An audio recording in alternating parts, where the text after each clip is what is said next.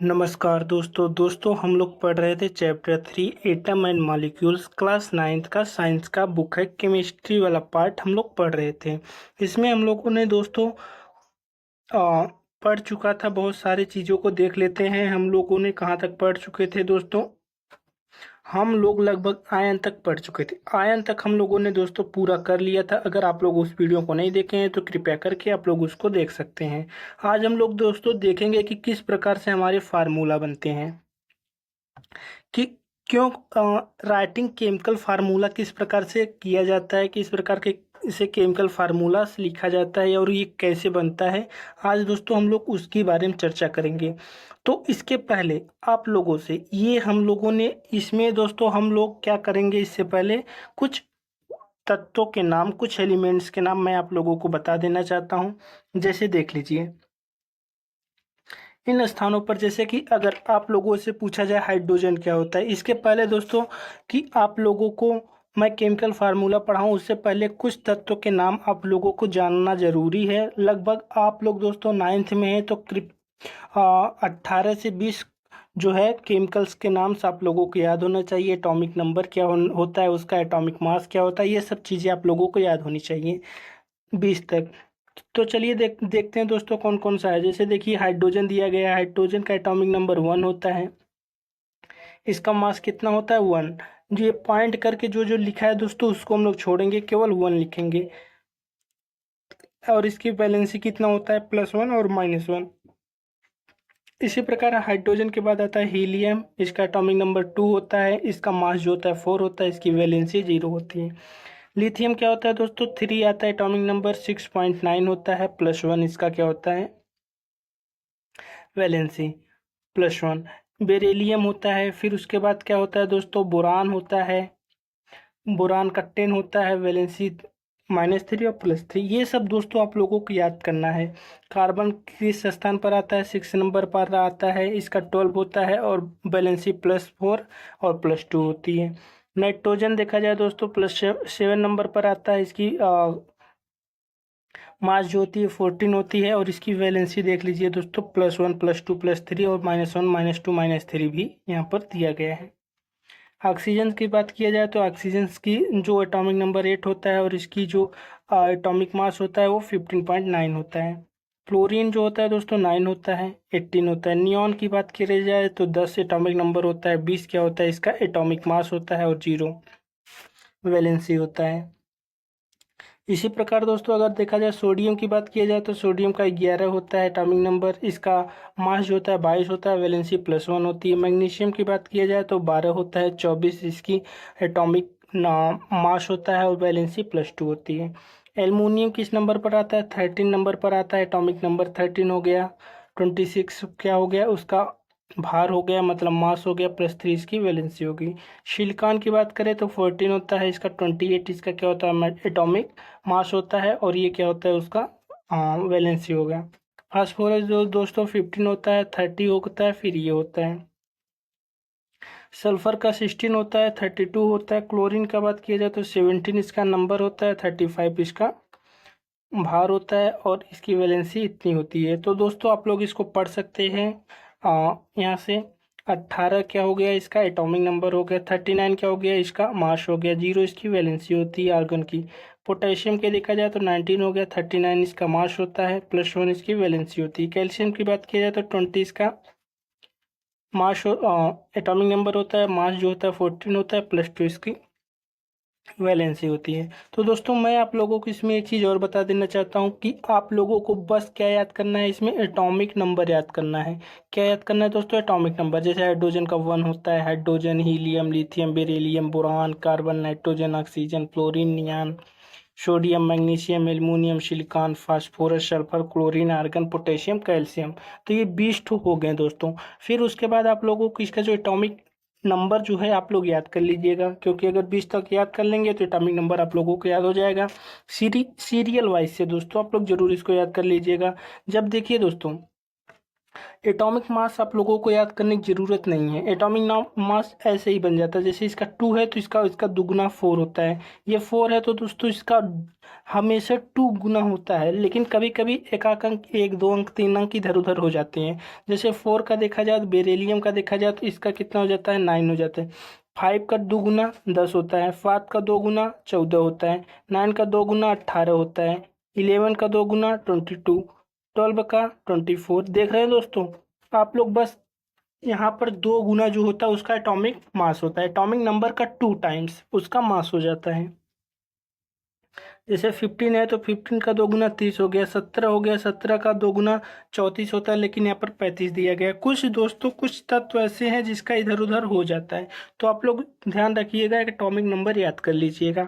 उसके बाद मास जो चीज़ों ज़्यादातर दोस्तों 2 गुना ही होता है, लेकिन कुछ तत्व ऐसे हैं जिसका 2 गुना ना होता है, बल्कि एक आध दो अक्षर इधर उधर हो जाते हैं, तो उसको आप लोग याद कर लीजिएगा।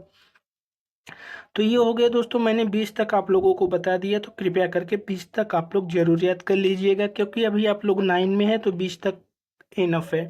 तो चलिए दोस्तों देखते हैं राइटिंग केमिकल फार्मूला किस प्रकार से लिखा जाता है। देखिए दोस्तों, writing chemical formulas.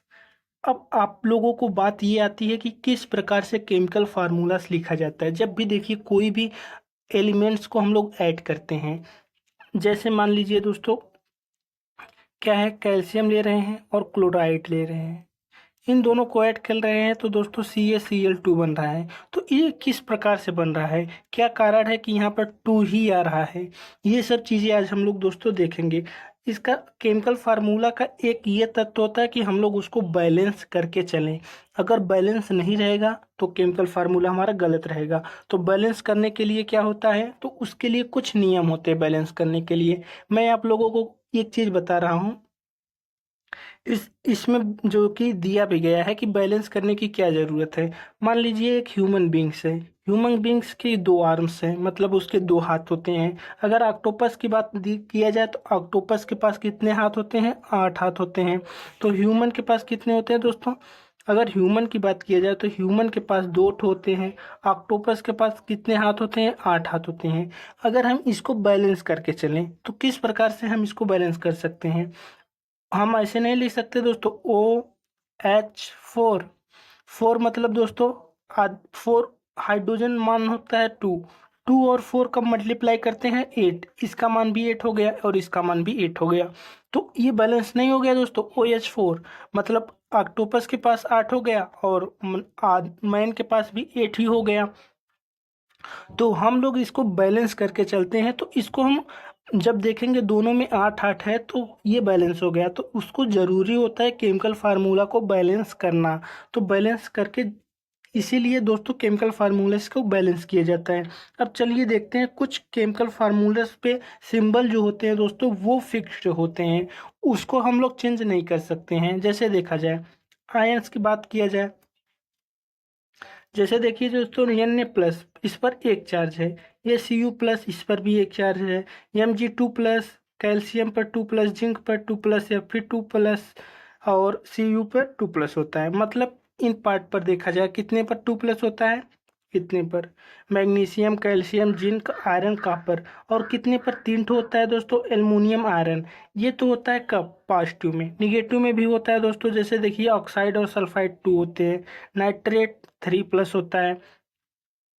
Hydrogen, hydride, chloride, bromide, iodide पर -1 होते हैं। ठीक है, इस प्रकार अगर ये देखा पॉलीएटॉमिक आयंस, पॉलीएटॉमिक आयंस क्या होते हैं दोस्तों, एक से ज़्यादा मिल करके बने होते हैं एलिमेंट्स। जैसे देखिए दिस पॉलीएटॉमिक्स में क्या होता है, नाइट्रोजन और हाइड्रोजन मिल करके बना हुआ है, नाइट्रोजन और ऑक्सीजन मिल करके बना हुआ है। इस कारण से इसे हम क्या बोलेंगे, पॉलीएटॉमिक आयंस। हाइड्रोजन कार्बन मिल करके बना है, कार्बन ऑक्सीजन मिल करके बना है, सल्फर ऑक्सीजन मिल करके बना है, सल्फेट। तो ये पॉलीएटॉमिक्स हो गए दोस्तों। इनके भी चार्ज जो होते हैं वो अलग अलग होते हैं। अभी आप लोगों जब ये रिएक्शंस करेंगे तो वहाँ पर आप लोगों को दिखाया जाएगा कि किस प्रकार से चार्ज महत्वपूर्ण होते हैं। अब देखिए दोस्तों, अगर जब भी हम लोग ओ लिखेंगे, क्या बैलेंस करेंगे, कोई भी बैलेंस करते समय उसका क्या किया जाता है दोस्तों, उस पर कितने आयन होते हैं। आयन मतलब दोस्तों बैलेंस करते समय उस पर आयन हमें बैलेंस करना पड़ता है। उस पर आयन अगर बैलेंस हो जाएगा तो हमारा फार्मूला जो होगा वो बैलेंस हो जाएगा। अब फार्मूला लिखते समय सबसे पहले क्या लिखा जाता है? सबसे पहले हम लोग दोस्तों उस तत्व को लिखते हैं जो मेटल होता है। मेटल को हम लोग फर्स्ट लिखते हैं और नॉन मेटल को हम लोग सेकंड में लिखते हैं। जैसे देखा जाए सी ए ओ में अगर देखा जाए दोस्तों, सी ए क्या है? ये एक मेटल है, ओ क्या है? नॉन मेटल है।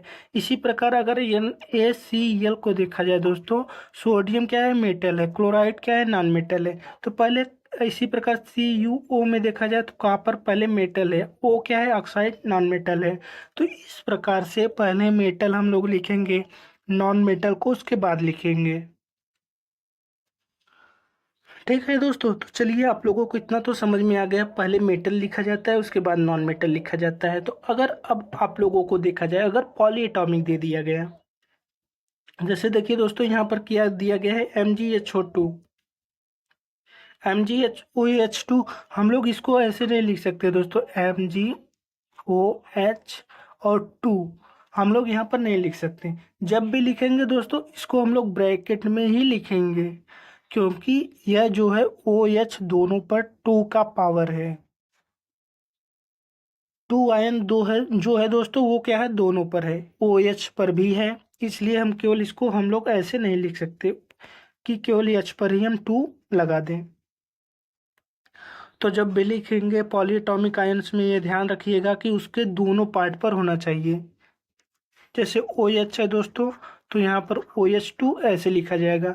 अगर हम लोग ऐसे लिख रहे हैं तो ये गलत है, ठीक है। अब देखिए दोस्तों क्या चीजें हैं, कुछ चीज़ों का फार्मूला वो आप लोगों को लिखना है। तो फार्मूला जैसे बैलेंस करना, यही बताया गया है दोस्तों, बैलेंस किस प्रकार से किया जाता है। तो जो ये आप लोग ध्यान अपने दिमाग से निकाल दीजिए कि यहाँ पर जो जो चीज़ें लिखा गया है मैं उतना बता रहा हूँ, उसको छोड़ करके दोस्तों नहीं बता रहा हूँ। जैसे कि यहाँ पर जो जो चीज़ें लिखी गई हैं मैं उन सभी चीज़ों को कवर करते हुए जा रहा हूँ। मतलब जो चीज़ें मैं आप लोगों को नहीं बता रहा हूँ इसका मतलब ये नहीं कि मैं उसको छोड़ दे रहा हूँ, उसको भी मैं बता रहा हूँ दोस्तों। क्योंकि मैं आप लोगों को हर पॉइंट बता रहा हूँ, अगर आप लोग बुक पढ़ेंगे तो आप लोगों को सिंपल तरीके से सब चीज़ें आ जाएंगी।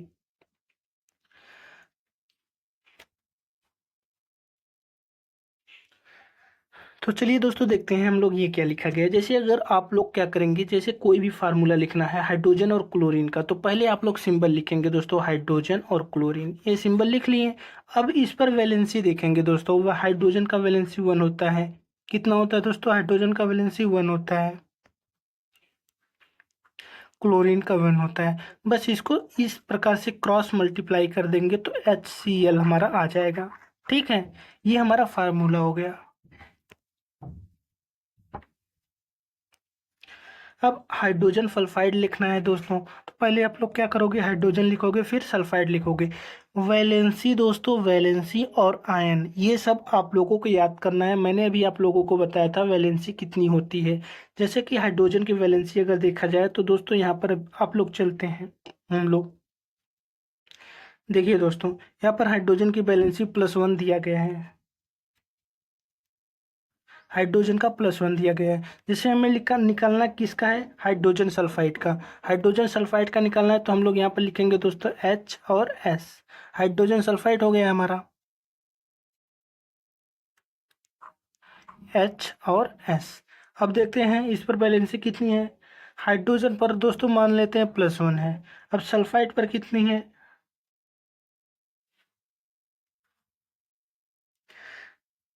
देखिए दोस्तों यहाँ पर सल्फर दिया गया है, सल्फर के पर होता है +2 भी होता है, -2 भी होता है। तो हम लोग कुछ भी ले सकते हैं, मान लीजिए -2 ले रहे हैं। तो हमारा क्या हो जा रहा है फार्मूला? जब क्रॉस मल्टीप्लाई कर रहे हैं तो H2S हमारा क्या आ जा रहा है? ये बन जा रहा है। क्रॉस मल्टीप्लाई करने पर हाइड्रोजन पर दो ठो आ जाएंगे और सल्फर पर एक आ जाएगा,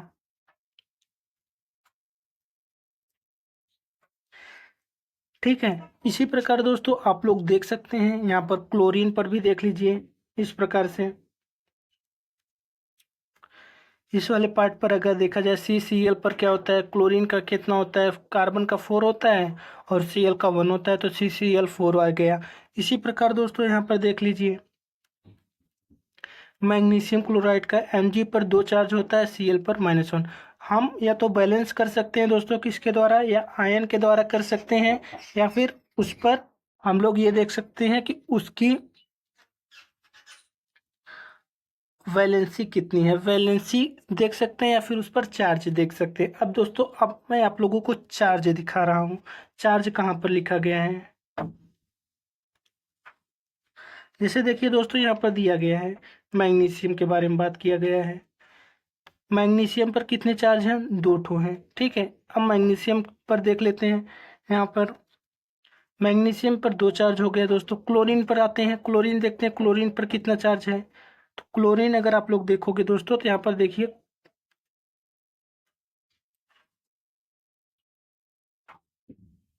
ये देखिए दोस्तों, क्लोरीन क्लोरीन पर -1 है, तो इस कारण से यहाँ पर क्या हो गया, 1। तो Mg का +2 हो गया, क्लोरीन का 1 हो गया, तो यहाँ पर कितना हो गया, MgCl2। इसी प्रकार चार्ज भी आप लोग देख करके कर सकते हैं, या तो चार्ज से कर लीजिए या फिर वैलेंसी से कर लीजिए, जिससे आप लोगों को दोस्तों सरल पड़े। इसी प्रकार एल को देखा जाए तो यहाँ पर 3+ होता है, 2 होता है। ये सब आपको याद करना पड़ेगा दोस्तों, किस चीज़ को, वैलेंसी क्या होता है और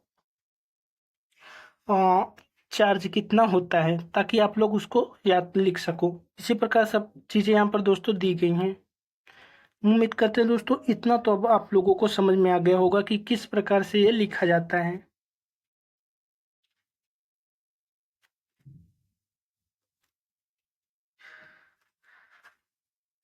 यहाँ पर देखिए दोस्तों, Na+ होता है, NO3 अगर देखा जाए तो Na और NO3 आप लोग देख लीजिए यहाँ पर कितने चार्ज हैं। देखिए दोस्तों, Na पे +1 हो, NO3 अगर देखा जाए तो यहाँ पर भी देखिए -1 है, तो इसी कारण से यहाँ पर क्या है, +1 और -1 देख लीजिए, यहाँ पर भी +1 और -1 दिया गया है, ठीक है। बनकर क्या आ रहा है, NaNO3। इसी प्रकार कैल्शियम हाइड्रोक्साइड भी हम लोग कर सकते हैं। यहाँ पर ध्यान रखिएगा दोस्तों, यहाँ पर CaOH2 हम लोग नहीं लिखेंगे, लिखेंगे तो OH2 को ब्रैकेट में ही लिखा जाएगा, क्योंकि 2 जो है दोस्तों O और H दोनों पर लगा हुआ है, ठीक। ये चीज़ें हो गई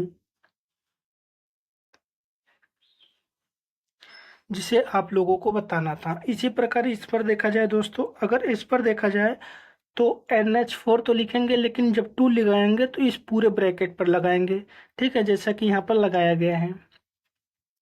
अब आप लोग इतना जरूर लिखिएगा दोस्तों, सोडियम ऑक्साइड, जैसे सोडियम क्या होता है, Na, ऑक्साइड क्या होता है, O, सोडियम का +1 होता है, ऑक्साइड का क्या होता है दोस्तों, -2। बैलेंस अगर इसको करेंगे तो कितना हो जाएगा, Na2O, ठीक।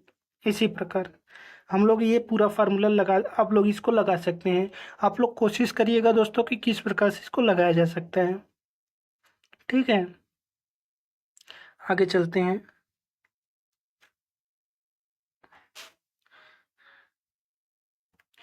इनका नाम लिखना है दोस्तों कि क्या क्या है, तो आप लोग जानते हैं, AlSO4 मतलब एल्युमिनियम सल्फेट, CaCl2, Ca से होता है दोस्तों कैल्शियम, Cl2 से क्लोराइड, कैल्शियम क्लोराइड, K2 से क्या होता है दोस्तों, पोटेशियम, SO4 से सल्फेट, पोटेशियम सल्फेट, यहाँ पर potassium nitrate, calcium carbonate.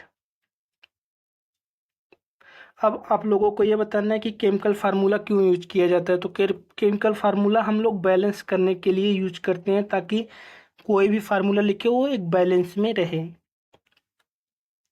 How many atoms are present in a, कितने एटम्स दोस्तों प्रेजेंट है किसमें, H2S में और PO4 3 में। तो देखिए दोस्तों, एटम की बात कर रहा है, तो H2S में कितने एटम प्रेजेंट हैं, देख लेते हैं हम लोग। यहाँ पर लिखेंगे H2S। देखिए दोस्तों, 2 हाइड्रोजन और 1 सल्फर, मतलब 3 एटम टोटल प्रेजेंट हैं। इस प्रकार PO4 3 आयन, इसमें दोस्तों आयन की बात, आयन छोड़ देंगे क्योंकि हमें एटम देखना है, तो P1 हो गया, O4 4 हो गया, मतलब 4 1 5, कुल मिलाकर के 5 एटम इसमें क्या है, मौजूद हैं। अब बात आती है दोस्तों मास की। मास आप लोग कैसे कैलकुलेट करोगे, ये दोस्तों आप लोगों को ध्यान रखना है कि मास हम किस प्रकार से कैलकुलेट कर सकते हैं। देखिए, मास को कैलकुलेट करने के लिए दोस्तों आप लोगों को उसका मास आना चाहिए। अब बस उसको ऐड करना है। जैसे देखते हैं हम लोग मास की चीज़ को देखते हैं, मास किस प्रकार से ऐड करते हैं। जैसे अगर H2O दे दिया गया, H2O क्या होता है दोस्तों, जल होता है। इसका अगर आप लोगों को मास बताना है तो कैसे बताएंगे। हाइड्रोजन का मास कितना होता है दोस्तों, 1। इस पे किसके किससे मल्टीप्लाई हुआ है, 2 से, तो यहाँ पर 2 से मल्टीप्लाई कर देंगे। प्लस ऑक्सीजन का मास कितना होता है दोस्तों, ऑक्सीजन का एटॉमिक नंबर 8 होता है और इसका मास 16 होता है। तो मास अगर न समझ में आया तो दोस्तों यहाँ से आप लोग देख सकते हैं कि मास कितना होता है।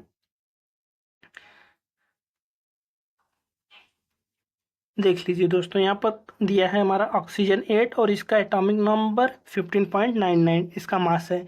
मतलब हम लोग इसको 16 ले सकते हैं। इसी प्रकार नाइट्रोजन 7 होता है, इसका 14 होता है, 9 होता है तो इसका 18 होता है। तो यहाँ से आप लोग इसको देख सकते हैं कि इसका मास कितना है। तो दोस्तों यहाँ पर अब आप लोग इसको ऐड करोगे तो कितना आ जाएगा हमारा, 2 ये हो गया प्लस 16 ये हो गया, is equal to 18U। You जरूर लिखिएगा दोस्तों, अगर यू नहीं लिखोगे तो आपका नंबर गलत हो जाएगा। तो यू जरूर ध्यान रखिएगा। यू से क्या पता चलता है कि हाइड्रोजन मतलब H2O का मास जो है 18 यूनिट है। ठीक है, इसी प्रकार से एक और देख लेते हैं दोस्तों, HNO3। ये HNO3 देखते हैं क्या होता है। तो HNO3 हाइड्रोजन है दोस्तों, हाइड्रोजन का 1 होता है। प्लस नाइट्रोजन है दोस्तों, नाइट्रोजन का क्या होता है, 7। इसका एटॉमिक नंबर होता है, मास कितना होता है, 14। प्लस ऑक्सीजन का भी आप लोगों को बताया 8 होता है, लेकिन इसका भार कितना होता है, मास कितना, 16। इसमें 3 दिया गया है, इसका मतलब 3 से और मल्टीप्लाई करेंगे, मतलब 3 ऑक्सीजन है। तो 1 प्लस 14 प्लस 48 कितना हो जाएगा दोस्तों, 3 और 6 यूनिट। ये हमारा क्या आ जाएगा, इसका मास। तो HNO3 का मास हम लोग ऐसे निकालेंगे।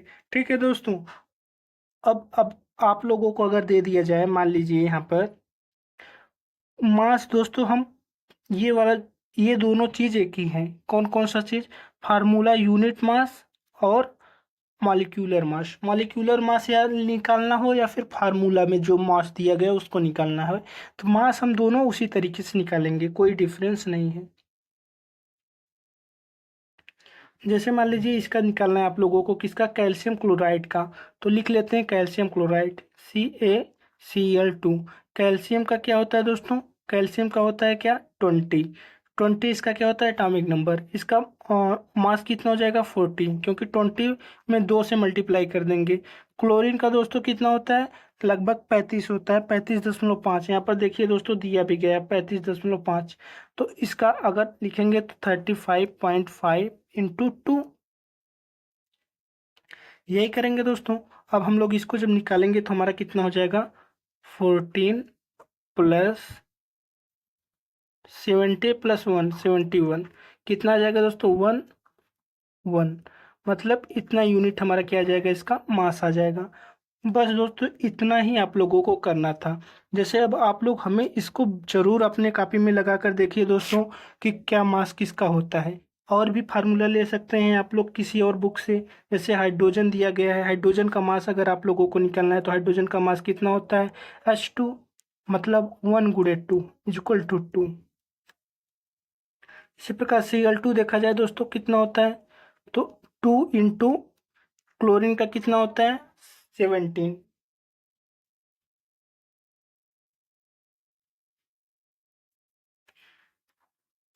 34, तो इसका कितना हो जाएगा, 68U।